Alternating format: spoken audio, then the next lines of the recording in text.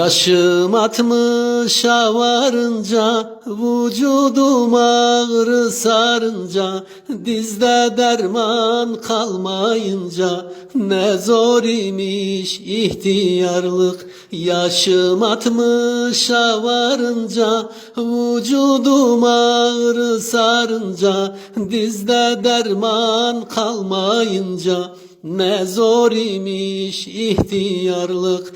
Dizde derman kalmayınca, ne zor imiş ihtiyarlık. İhtiyarlık, ihtiyarlık, ne zor imiş ihtiyarlık. Gelmez dedim geldi başa, ne zor imiş ihtiyarlık.